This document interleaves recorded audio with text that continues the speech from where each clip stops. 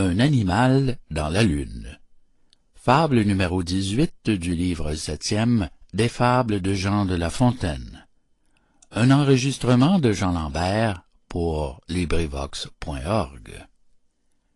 Un animal dans la lune. Pendant qu'un philosophe assure que toujours par leurs sens les hommes sont dupés, un autre philosophe jure qu'ils ne nous ont jamais trompés. Tous les deux ont raison, et la philosophie dit vrai quand elle dit que les sens tromperont, tant que sur leur rapport les hommes jugeront. Mais aussi, si l'on rectifie l'image de l'objet sur son éloignement, sur le milieu qui l'environne, sur l'organe et sur l'instrument, les sens ne tromperont personne. La nature ordonna ces choses sagement. J'en dirai quelques jours les raisons amplement. J'aperçois le soleil. Quelle en est la figure? Ici-bas, ce grand corps n'a que 3 pieds de tour. Mais si je le voyais là-haut dans son séjour, que serait-ce à mes yeux que l'œil de la nature? Sa distance me fait juger de sa grandeur. Sur l'angle et les côtés, ma main la détermine. L'ignorant le croit plat. J'épaissis sa rondeur, je le rends immobile, et la terre chemine. Bref, je dément mes yeux en toute sa machine. Ce sens ne me nuit point par son illusion. Mon âme, en toute occasion, développe le vrai caché sous l'apparence. Je ne suis point d'intelligence, avec mes regards peut-être un peu trop prompts, ni mon oreille lente à m'apporter des sons. Quand l'eau courbe un bâton, ma raison le redresse. La raison décide en maîtresse. Mes yeux, moyennant ce secours, ne me trompent jamais en me mentant toujours. Si je crois leur rapport, erreur assez commune, une tête de femme est au corps de la lune. Y peut-elle être? Non. D'où vient donc cet objet? Quelques lieux inégaux font de loin cet effet. La lune nulle part n'a sa surface unie.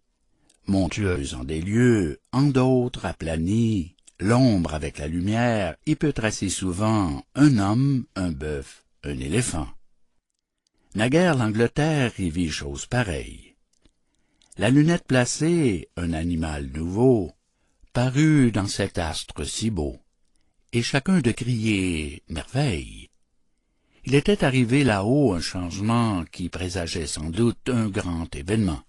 Savait-on si la guerre, entre tant de puissance, n'en était point l'effet? Le monarque accourut. Il favorise en roi ses hautes connaissances. Le monstre dans la lune à son tour lui parut. C'était une souris cachée entre les vers. Dans la lunette était la source de ses guerres. On en rit, peuple heureux. Quand pourront les François se donner, comme vous, entiers à ses emplois? Mars nous fait recueillir d'amples moissons de gloire. C'est à nos ennemis de craindre les combats, à nous de les chercher, certains que la victoire, amante de Louis, suivra partout ses pas. Ces lauriers nous rendront célèbres dans l'histoire. Même les filles de mémoire ne nous ont point quittés, nous goûtons des plaisirs. La paix fait nos souhaits, et non point nos soupirs. Charles en sait jouir. Il saurait, dans la guerre, signaler sa valeur et mener l'Angleterre à ces jeux qu'en repos elle voit aujourd'hui. Cependant, s'il pouvait apaiser la querelle, que d'encens! Est-il rien de plus digne de lui? La carrière d'Auguste a-t-elle été moins belle que les fameux exploits du premier des Césars? Ô peuple trop heureux, quand la paix viendra-t-elle nous rendre comme vous, tout entiers aux beaux-arts? Fin de Un animal dans la lune. Fable numéro 18 du livre 7e des fables de La Fontaine. Fin de Fables de La Fontaine, livre 7e. Cet enregistrement appartient au domaine public.